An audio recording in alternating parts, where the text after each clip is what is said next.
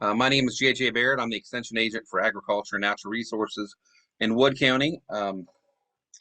We have a very active Master Gardener program, and also I'm one of three co-hosts for the Mountaineer Farm Talk, and that is every Friday at 10 a.m., and we have a variety of different topics that we talk about. Anything that has to do with gardening, farming, agriculture. Actually, this week we're talking about grazing, but just sit back and relax. I have not updated this presentation. I was in the process of updating it. I have said I've been with WVU for about 13 years, and if you have any questions, just put them in the chat box. This presentation may last a little bit longer than 20 to 30 minutes. I'll try to shorten it down a little bit, but always get a lot of questions. Any extension agent always talks a little bit about soil testing. So if you guys have any questions, soil testing is a free, and I think that one of your sessions was about soil testing. It was, yeah. I believe it was actually our first or one of the first ones. So it's been a while, but. Yeah, so this is just an example here. This is one of the newer. First off, if you look down at the bottom, that should say garden, which is what the soil test result was, but for some reason it gave them for grass, clover, hay. But if you contact your extension agent, usually for the garden, for us old schoolers, it was in pounds per 1,000 square feet, but they changed that to ounces per 100 square feet, which would be for smaller space gardens. But we can easily, I can take that pounds per acre and then work that into something either pounds per 1,000 square feet or ounces per 100 square feet is what you'll get your soil test results. It's very good though to every 2 to 3 years soil test your gardens in your raised bed. On this one right here, the pH is 5.4. We like to see that above 6, which is still slightly acidic on that pH scale. And then our phosphorus, the P and the potash K are at optimum. The calcium and magnesium, both those can be supplied through your lime that you apply. But this garden needs some lime. 5.4, we like to bump that pH up and provide some more calcium. And then if we use a dolomitic, which was it Brian Wickline that did that presentation, Healy? What'd you say? I'm sorry. All for the soils. Are you saying who did the presentation? Yeah, I thought on the list it was Brian Wickline, but no, it was a woman. I can't remember her name, but I believe it was. Oh, okay. Emily, maybe. Yes, Emily. It was Emily. Yeah, but if you have any questions, talk to your local ag agent. They can give you some pointers. But like I said, the reason that we want that soil test is a starting point. Because I have a lot of people that call the office about their garden, about their lawn, and maybe even crop fields. They don't have a soil test, so we're kind of guessing on. We can use a standard of, yes, you need to put some lime on, and then a standard amount of fertilizer. But that really helps us to get a snapshot of what the soil nutrient levels are. Talking about gardening, I don't know how many people out there keep a gardening journal. That's always a good idea. So you can look back. Last year, I draw a little map. I've got several raised beds and put in there what varieties you planted, if you tried something different, what crops you planted, what disease and insect problems you had. Did you try some new varieties? What did you think was a great success? What you planted? I planted some beans before that I was disappointed because you can put some notes in there about flavor, about production, all those different things. New management techniques as far as how you space them, disease-resistant varieties that you tried, things like that. So just plan your work and work your plan depending on what some of your family favorite vegetables. Some people only plant tomatoes and peppers. Other people like a variety of all kinds of vegetables, lettuces. Throw some melons in there, depending on how much space you have, sweet corn. Are you eating most of that fresh? You want to can it? And like I said, one of the fun parts too is always doing a little bit of experimenting in the garden and trying some new varieties or even new plants. For example, I always express to some of my master gardeners, if you haven't tried before, sometimes perennial vegetables are pretty cool to add to the garden. Things like rhubarb, asparagus, horseradish. Yeah, you can buy at the store. But one of my master gardeners I just talked to today was adding that to their making quiche with their asparagus that they dug up from the garden. Yes, your perennial vegetables, sometimes it takes a second or third year before you get a harvest, but then you're going to get anywhere from 10 to 20 years of production out of those. Pretty cool. So one of the first things that everyone asks, and this is always a great discussion or debate, what is an heirloom? And then I always get a lot of questions. Some people will say, well, heirlooms are better, heirlooms taste better. The hybrids don't taste as good, or I want an old fashioned vegetable, maybe for even talking about fruit trees and things like that. But what it comes down to, it's generally at least 50 years old. Some of those are much older. A lot of them are what we call open pollinated, and that means that they breed true to type. So if I have like a mortgage lifter tomato or trying to think like a brandywine, if that's an open pollinated, I can save the seeds, and next year it's going to be the same true to type plant that I planted this year. Because for generations, over thousands of years, farmers have saved seeds and they plant, so that's a true to type. However, and I'll get to this probably in our next slide, how we get hybrids is we cross pollinate some of those things. And there are some heirlooms that are passed down from generation to generation. And I don't know, Healy, if I know that Dr. Lewis Jedd, has he been on the program? Because he's writing a book. What's that? Oh, no, I don't believe we've had him on, if I'm not mistaken. We've had a couple of presentations on like pests and diseases and stuff like that, but I don't think he did it. I think it was Carlos. Okay. But Dr. Jett is a great resource he's our commercial horticulture extension specialist, but he's writing a book and is trying to go around West Virginia and collect heirloom varieties. So if you know anyone that has an older, a lot of times these are tomatoes, pole beans, half runner beans, maybe some even squashes. You can let us know because he's going around and collecting those seeds. And of those, and if you're always talking about, and one of the issues that we have that I'll get to with some of our heirlooms, that there's a reason why they're not grown as much anymore, especially for commercial production, and that's because they are more susceptible to certain diseases and pests. Late blight is always a big issue. Late blight and early blight in tomatoes. We have some issues with green beans, and of course, one of the big ones with sweet corn. Anyone out there has raised sweet corn, there's always earworm issues, especially as we get on later into the summer. And that's the reason that some of these hybrid varieties were developed. I'll get to. However, if you look through the catalogs, if you go to your local farm store, Rural King, the box stores like Home Depot, you'll see all these varieties. You'll see ones that are just organic, and sometimes they'll use the word heirloom in there, but a lot of our standard garden varieties are actually heirlooms. Boston Pickler, this is one that this is a very old variety. Of course, with the size of these, that are perfect for pickling. It's a still a very popular variety that you can get anywhere.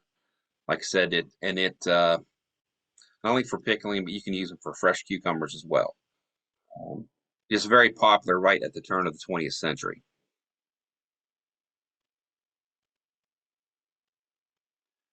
I put this slide up here. It says heirlooms are trendy, and that's true. That I know in our area that if you're buying some of the heirloom varieties, they're $1 or more per pound than some of our standard varieties. And there is a reason for that. If you're looking at tomatoes, for instance, that's probably one of the most common. They tend to be maybe a little bit sweeter. Sometimes they'll have some different characteristics for fresh eating, but one of the drawbacks is that they don't ship very well. And that's why a lot of these hybrid, because, for example, this is a Black Prince, but I'm saying that like Brandywine and some of these other heirlooms, they really make a great backyard tomato, but they don't ship very well. If you're going to sell them at farmers markets, and they tend to have some other problems. They might crack really bad, or there's a reason why that they're not used for commercial production. And remember too, a lot of our commercial production tomatoes are grown for Heinz or for Campbell's. They're going to process those. So they maybe won't make the best fresh eating tomatoes. Some advantages of our heirlooms, of course, what I talked about. A lot of home gardeners will raise that, and it gives you a lot of different choices. I don't know if anyone's ever heard of, I know that there is a seed company in Florida. I think that they sell well over 500 different varieties of tomatoes. And people, depending on what you like, as far as color, the flavor, the size of those, looking at our maturity dates, I'm sure that Keely, that a lot of our other speakers have talked about that. All that information should be on the back, or some of the information is on the front of all your seed packets, as far as the maturity, whether it's an early or late maturing one. And then some of the other planting information is on there. So heirlooms do make a great, certain varieties, and you can use those for containers or for the garden. They really make a great backyard tomato, I call it. So they are open pollinated. Example, mortgage lifters that came out in the late 30s, actually from the state of West Virginia. And the reason why we call those heirlooms or standard is that those traits that they have, for example, taste, size, maybe it's a slicer or one of the beefsteak tomatoes, or it's a cherry tomato. The plants are not as similar as some of the hybrids, and they're usually, like I said, chosen for one or two specific characteristics. And if you see a lot of and I think I put this in this presentation, if anyone's ever heard of Baker Creek seeds, another one's called Southern Exposure seeds that sell only heirlooms. And if you start reading the description of some of these, they were developed in little pockets or little regions over in Europe. And there's a certain region, maybe that tomato fit that climate well, or it had a certain characteristics. For example, some of the Roma tomatoes that they were growing for sauces and paste, and that's the reason they were developed there. May not always work in your little microclimate where you're at, and again, it may. But they may have they have a little bit more variation in their size, shape, and things like that.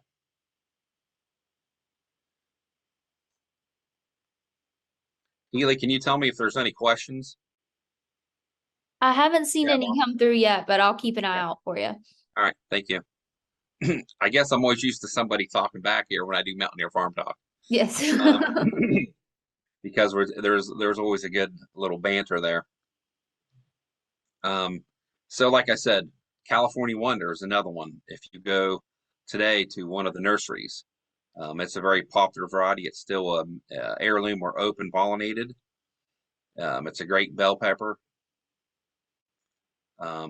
Things like Kentucky Wonder pole beans, Scarlet Nance carrot, Black Beauty eggplant is popular. Black Seeded Simpson is a lettuce that I still use. It's actually very heat tolerant. It's a good producer.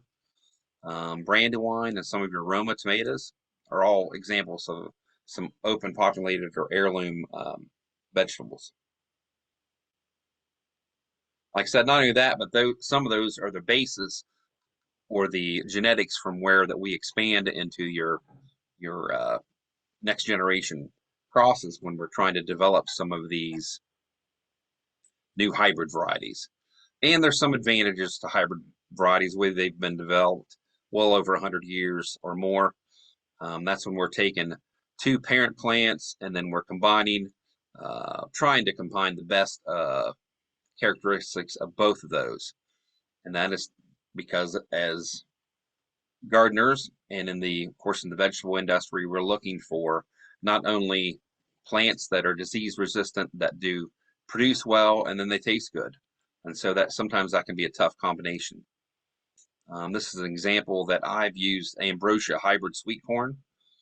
And if you're talking about sweet corns, and I know if you ask Dr. Jett about this, he will stick with some of the sweet or the new sweet or super sweets. A lot of the heirloom varieties of sweet corn are really not that great. They are basically kind of field corn varieties. We've come a long way with our hybrid sweet corns. I know that a lot of people still plant Silver Queen, but there's probably two or three dozen different varieties that will give you that same color and even more sweetness and better production than that. But again, hybrid plants, it's a cross, so we're trying to get more desirable traits, not only production, but also disease resistance. And we do that by controlling the pollination of those. And then we'll get a new genetic combination that we're trying to get the best from both those parents, so to speak. And I think that I have an example in this next one. Celebrity is one of my favorite varieties of tomato, and it is actually a hybrid variety, because some of our hybrid varieties just have improved adaptability to the environment, to stress. They're a little bit more drought tolerant, like I said, maybe either insect or disease resistant, and then you get a little more uniform type harvest from those. Like I said, earlier flowering or late. Also, a lot of people really like maybe an earlier tomato. I know a lot of people out there maybe plant early girl, and that's one that in less than 60 days you'll get some tomatoes. It just depends if you want to wait and you get up in those higher days for your beef steaks. That's great. Like I said, Celebrity is one of the hybrids that I really like. It's a good tasting tomato, and it's a good slicer, good for slicing up in salads, tomato sandwiches. It's not, one of the beef steaks. It's kind of that medium-sized tomato. And whenever we cross those two plants, we get what's called hybrid vigor. And that's when that means that the offspring is going to have improved production or improved disease resistance on those parents. And the thing is, especially for home gardeners, we're talking vegetable gardening or even raising fruit trees, the less herbicide or insecticide use we need is the better. So if we have plants that are already kind of resistant to that, that means that we can use less pesticides and herbicides in the garden.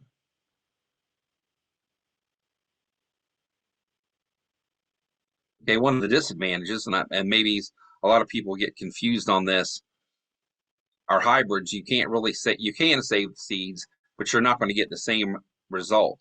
If you save those and you plant, you're going to get some of the offspring are going to be in that line of parentage and the breeding behind that plant. So you're not going to, for example, if you saved early girls and then planted them, you may get plants that are 2 or 3 generations back. So you're not going to get that true to type that you would in like an open pollinated or an heirloom. So you'll get the same thing. A lot of people, it might be confusing with fruit trees.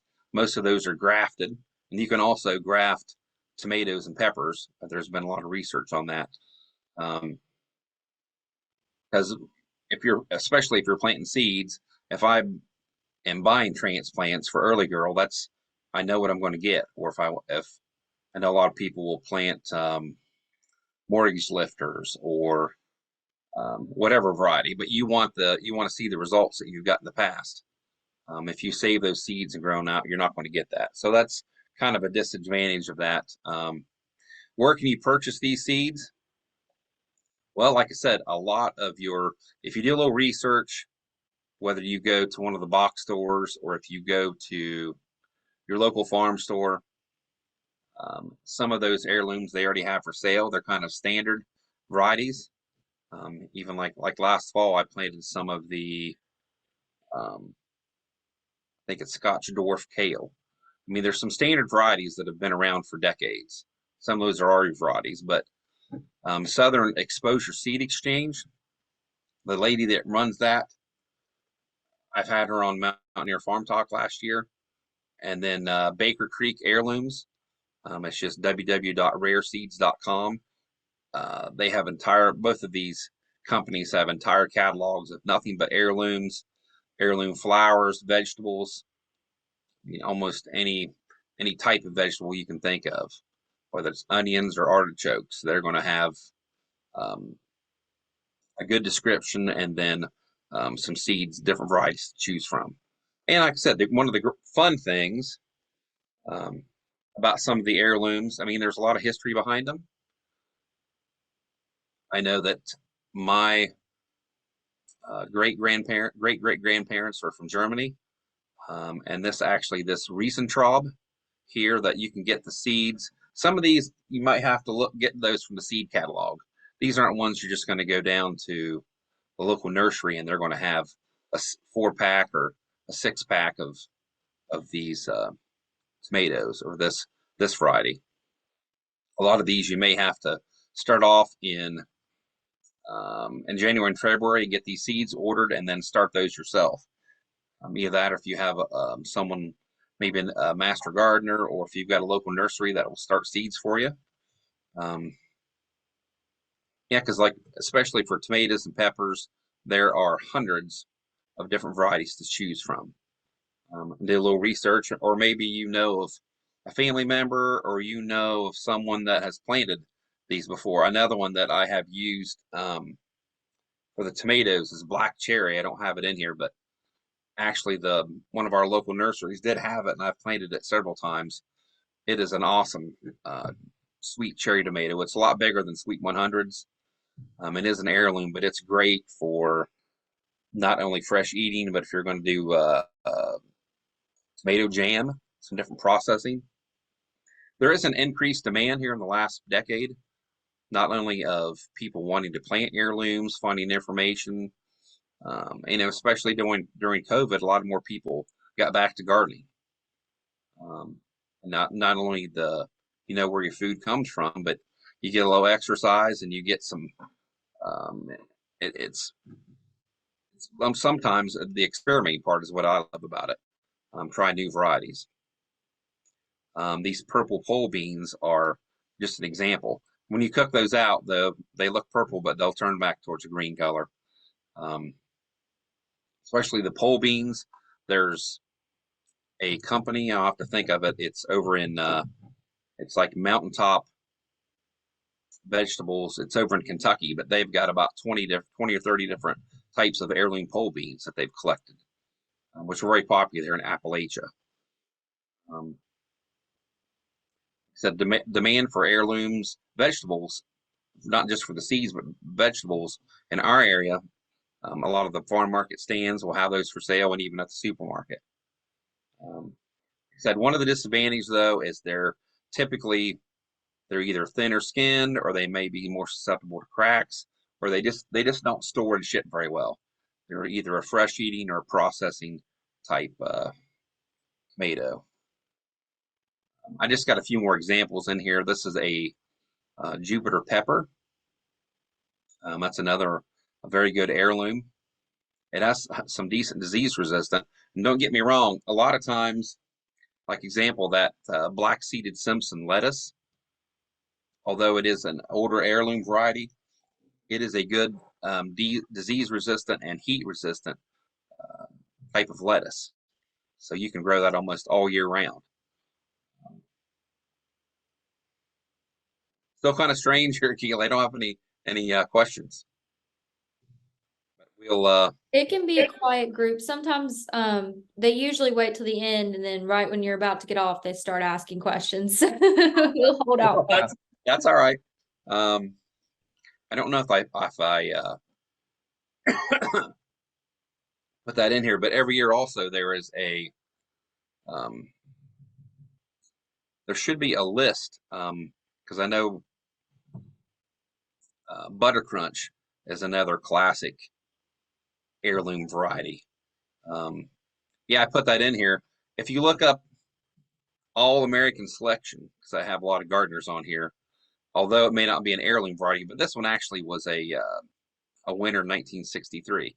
But if you look up All American Selection in the internet, that will come up, and there's always not only vegetables but flowers and other plants that are these All American selections each year. They actually have it's kind of neat. If you look that up, they have these experiment research gardens that are all over the United States, and they plant these new developed varieties. And that's actually where a lot of even some of these ones that were considered standard varieties were developed 50 and 60 and 70 years ago. Like I said, typically, I know the experts, not who we're defining as the experts, but typically pre-World War or varieties are at least 50 years old. That's how we're defining the heirlooms. Um, may have been handed down for generation to generation. Like I said, a lot of these came over from Europe as our ancestors immigrated there from Europe and other parts of the world as well.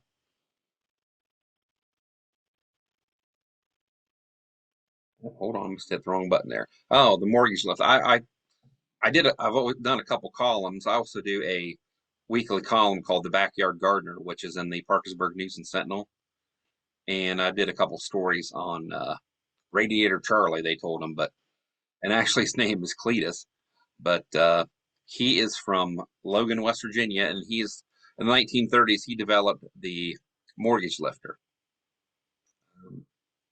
He had a little small repair shop at the bottom of that mountain pass, and that's why they called him Radiator Charlie, because a lot of people's vehicles would overheat by the time they got over the mountain. But during the Great Depression, and I think I have in here, he took 4 heirloom varieties, an Italian variety, German Johnson, and a couple other English varieties, and then he developed this. It's kind of neat. It was right here in West Virginia. The cool part of that is he's back, and you got to consider, yes, things have changed here in the last few years for the nursery industry. Like 20 years ago, you would go and buy a 6-pack of pepper plants for $1.50. Well, now you go and they have those Bonnie plants, and it's $3 or $4.99 for one plant. So, but I thought that was pretty good that Charlie got $1 each in 1940 for these tomatoes. So that just shows a little bit of ingenuity on his part. That he developed those and then saved the seeds and planted those. And from my understanding, Dr. Jett probably has a little bit more of the history down on this, but he said there's actually 2 different lines of these mortgage lifters, or 2 different areas in West Virginia that say that they have the original mortgage lifter variety. So I guess I have to let them battle it out. Pretty neat story. There's just some of those characteristics. It is a beefsteak tomato. Of course, those beefsteaks are going to take a little longer, about 80 days. Like I said, it's a really good slicer. Abundant crop it's an indeterminate. Real quickly, that just means the determinate means that all of the fruit is going to come ripe at once. And those varieties, for example, would be some of the ones that are harvested. Say if you're like in our part of the United States, up in northern Ohio, up along the Lake Erie, where they grow for Heinz, they will grow varieties that are all processed. They all ripen at the same time, and then they go through and they have a harvester and harvest those all at once. or an indeterminate, it's going to, once it starts producing, it's going to produce until frost. Which it depends on the variety and what you want from your garden. Said some families, I know there's a couple here in Wood County that moved from other areas that still, for 2 or 3 or 4 generations, have saved the same seed. And I'm trying to think of the gentleman's name. He called it Kaiser tomato, and he saves those and plants those every year. And so there's always some of those around our area. I found this interesting. This is what I call maybe a communication breakdown. Evidently, the guy with the milk pail, he's collecting manure for strawberries, but a little communication breakdown. She says, I always put cream and sugar on mine, but he's using it as a soil amendment, right? A little gardening humor there. I always get a few questions on GMO. These are genetically modified organism. These are some plants. For example, this is a type of sweet corn that has the genetic mutation for the BT trait, or the Bacillus thuringiensis, and that is basically to help out with the corn rootworm. And that's just how that plant, that DNA is altered that so that it is resistant to that rootworm. And you get that a lot with, there are some Roundup Ready vegetables. I guess corn's really a grass, but there are some sweet corn varieties out there that are Roundup Ready. So there is a few varieties that are available that are genetically modified. And there's a lot of others. That's a whole nother can of worms to open that up into. And this is just a good slide that shows some of the different varieties of tomatoes. There's just so many different kinds. I don't know if I was talking to this group, I would say, okay, how many people have ever had a green zebra? It actually ripens that color. They're actually really good. This is just a good little, like I said, there are, one of the fun things about vegetable gardening, especially if you get into some of the heirlooms, there are so many, especially for tomatoes and peppers, so many different varieties that you can try. So I just suggest that if you go out there, and you can order early from some of the seed catalogs if you have a variety that is not a standard one that you would find at one of your box stores or local nursery, and then have some fun with it. There's a lot of gems out there. Whenever I'm talking to some of my gardeners, I always include this, and I'm not sure what, I can't see that product. Spinosad, it's the active ingredient in Captain Jack's Dead Bug Brew. I think it's called Potato Bug Beater, Colorado Potato Bug Beater, and there's some other products that have this in it. It's considered organic. It is a byproduct of the rum distillation industry. So some of these, and it is a contact type insecticide. So if you have a leaf chewing type insect, this will work well. Maybe on some of our brassica, some of our cabbage and broccoli and things like that, where you have chewing type insects, that'll work. Neem oil is another thing that I recommend. I have this, I would say, how many people know what this is? This is a Hubbard squash.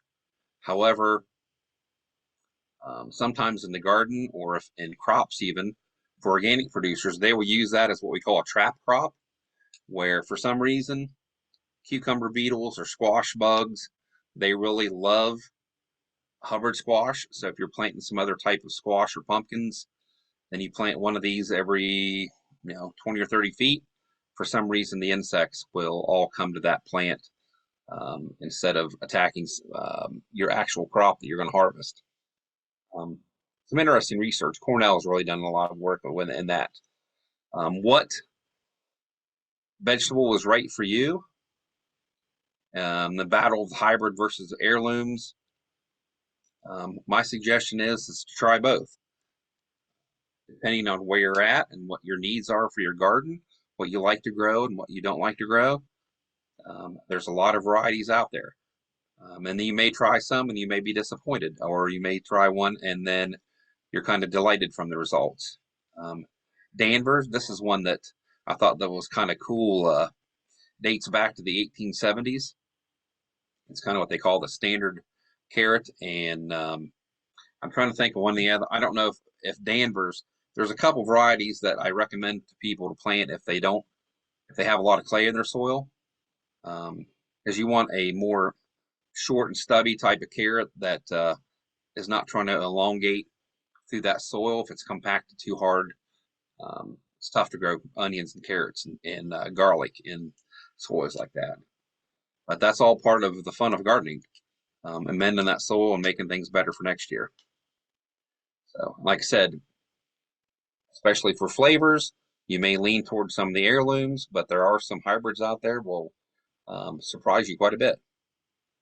So, hope everyone learned a little bit. If you have some questions, I've got my information right here. That bottom one, the 494-8377 is my cell phone, or contact me at jj.barrett@mail.wvu.edu. 424-1960 is my office number. So does anyone have any questions? There were a couple of questions in the chat I can that just came up. I can read them to you. The first one from Joy is, what distance is recommended for keeping heirloom, pole, and bush beans from crossing? What is the recommended difference? Well, I think they're self-pump, or I'm not sure on those. That's a good question. I guess the what is she planting? Pole beans and then half runners? She said heirloom, pole, and bush beans. And she wanted to know the distance. Well, I would, to be safe, just plant one on one end of the garden and one on the other. Or if you've got a raised bed, just keep those separated. I don't know what the minimum safe distance would be, but that would probably keep those from pollinating each other. Okay, Good question. And Eric wants to know what Roundup Ready means. I think it was Roundup Ready. That just means that, for example, in the early 90s, they developed Roundup Ready field corn and Roundup Ready soybeans. And that means that the plant itself, they inserted a gene and it's resistant to Roundup. So if you had a 5-acre field of Roundup Ready corn, you could spray it with Roundup and it would not kill the plant. Or typically glyphosate, which is the active ingredient in Roundup, it will kill everything. It's non-selective. If you had a patch, you sprayed that with Roundup, it's going to kill everything there. But Roundup Ready means that the plants are resistant to Roundup, which has got us into trouble in certain aspects, but it made things easier for farmers to their herbicide program. They would do a burn down and then say they would plant soybeans, and they could come in when it was ready to spray, and they could spray it with Roundup and it would not hurt the plants, and then kill all the weeds. So, and it's been around. It's a technology that was brought about by Monsanto. Everybody's heard of them. And then, of course, they developed corn, and developed alfalfa, sugar beets, wheat, and some other crops as well that are Roundup Ready. And there's other companies, their patent ran out, and there's other companies that do that as well. Hope that answers your question. It did. He said thank you on that. Oh, you're helped welcome. better understand. Yeah. I'm going to go ahead and comment while we wait. There's another question, but before I get to it, I'm going to go ahead and comment the survey link so people can be taking that. And your code word is heirloom, right? Yeah. Okay, perfect. So that's in the chat if anyone needs it. And Joy wants to know, okay, she wants Dr. Jet's contact information.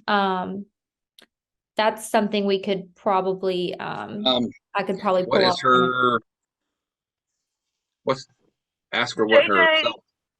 This is Kristen. Can you tell us a little bit more about what Lewis is doing? Because maybe we can help coordinate. If he's just trying to collect seeds, maybe we can help him with that, with the whole. Yeah, put your probably just put his email up on this website for the Yeah. grow this, and then from my understanding, he's wanting to collect heirloom seeds from all over West Virginia, and then he wants to write a book about it. Okay. And I can't, if I could look that up, it's over in West Virginia. The guy's name is Bill Best. We've had him on Mountaineer Farm Talk before, and he's written a couple books on it. His big thing is beans, either pole beans or half runners, and he does a few tomatoes. But he's done some. Dr. Jet has done a couple experiments on the organic farm up there where he's planted these heirlooms, and then they've sold them at the farmers market up there. And Bill is a wealth of knowledge, and has worked with Dr. Jet. But yeah, he's wanting to try to collect some.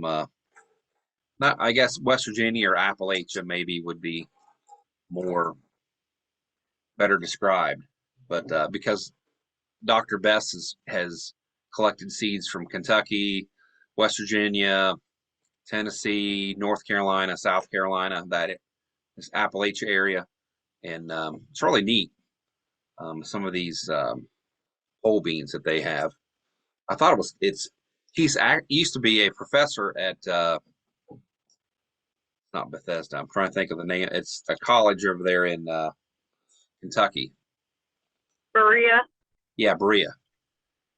Yep. Well, maybe we can share that if Lewis just wants, if Dr. Judd just wants people to send them in, maybe we can just share the address to where they could send those with whatever instructions he has, and then we can get him some. Yeah, because he does. He's really into those. Him and Bill are into those pole beans, just because of from my understanding, it's one of the few vegetables out there that isn't really mass produced, like on the big commercial vegetable farms, just because you have to, with the trellising, with all that, it's not really adaptable to commercial production, because you have to go out and harvest all the time. And I think they went out and they froze some of those in Ziploc bags. But it's really neat, and that flavor. He was saying how the flavor is so much better than anything that you can buy at the store, and they're very productive as well. I hope that I answered everyone's questions. If you have any more, let me know. Like I said, it's best to get a hold of me either my cell phone, the 494-8377-304, or my email, jj.barrett@mail.wvu.edu. And I guess I'll stop sharing here now. Well, thank you so much for hopping on here today and telling us about heirloom seeds. And I loved the history behind this. I think it was very helpful to understand heirloom varieties a little more.